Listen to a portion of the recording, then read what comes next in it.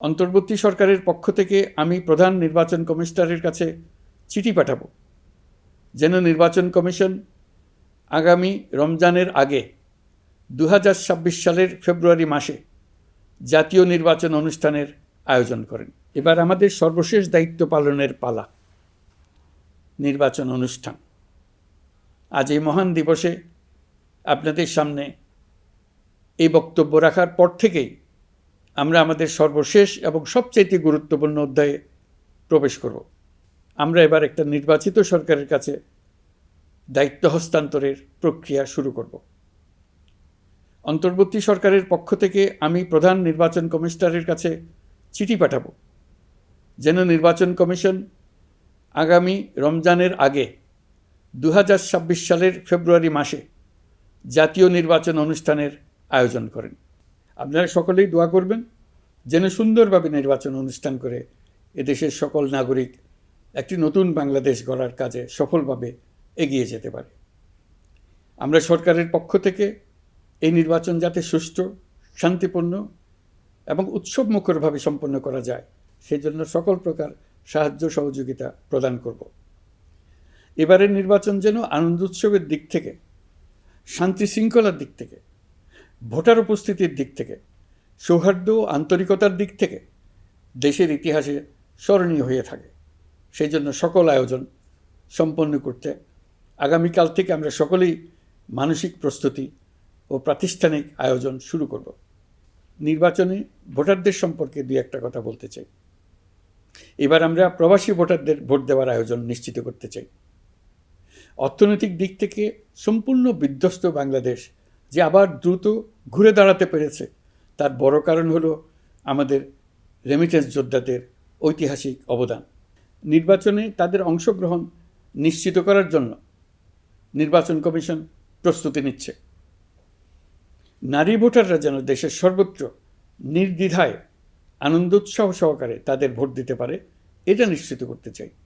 এবার যেন কেন্দ্রে কেন্দ্রে নারী ভোটারদের ঢল নামে, আমরা সেই লক্ষ্যে সমস্ত ব্যবস্থা গ্রহণ করব।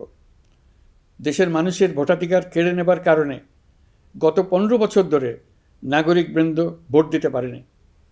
এবারের নির্বাচনে আমরা আমাদের বকেয়া আনন্দসহ মহা আনন্দে ভোট দিতে চাই। এবারের নির্বাচনে জীবনে প্রথমবার ভোট দিতে যাবে এরকম ভোটাররা নানা উৎসবের মধ্য দিয়ে ভোট কেন্দ্রে যাবে, তাদের এই দিনটি স্মরণীয় করে রাখার জন্য। এর মধ্যে নতুন নারী ভোটার থাকবে, নতুন পুরুষ ভোটার থাকবে। এর মধ্যে এমন ভোটার থাকবে যারা 15 বছর আগে থেকেই ভোট দিতে পারত কিন্তু জীবনে একবারও ভোট দিতে পারেনি।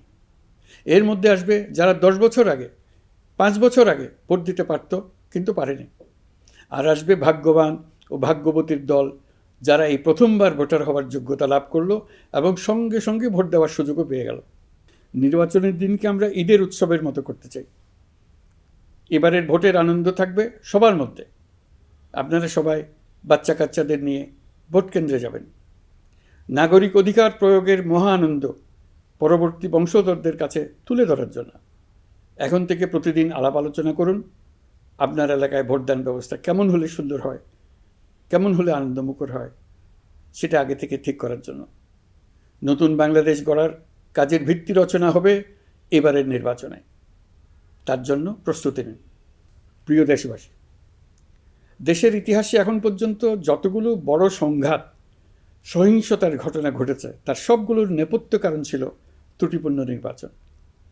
ত্রুটিপূর্ণ নির্বাচনের মধ্য দিয়ে কোনো দল যদি গায়ের জোরে নির্বাচিত হয়ে ক্ষমতায় আসে তার চূড়ান্ত পরিণতি কী তার জুলাই অভ্যুত্থান আমাদের দেখিয়ে দিয়েছে। আমরা ইতিহাসের কলঙ্কিত কোনো অধ্যায়ের পুনরাবৃত্তি আর করতে চাই না।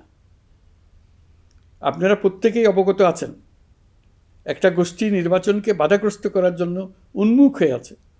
তারা দেশের গণতান্ত্রিক অগ্রযাত্রাকে ব্যাহত করতে দেশের বাইরে বসে ভেতরে থেকে নানা অপচেষ্টায় লিপ্ত রয়েছে।